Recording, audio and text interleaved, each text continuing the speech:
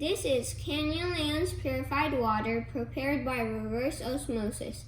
It's non-carbonated and sodium-free. Canyonlands bottled water is sold at the Pilot Market in Arizona for $1.29.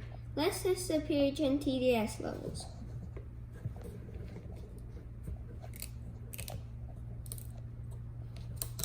Let's pour some water in.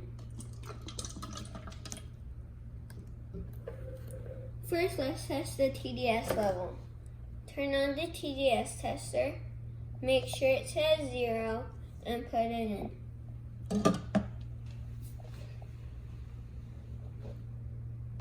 "12. That is microfiltered distilled water.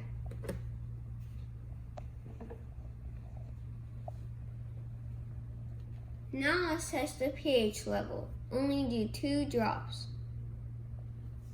Let's stir it a little for a better result.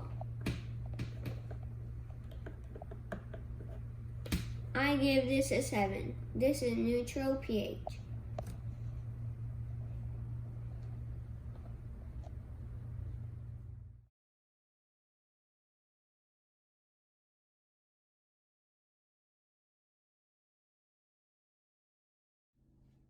Stay tuned, like and subscribe.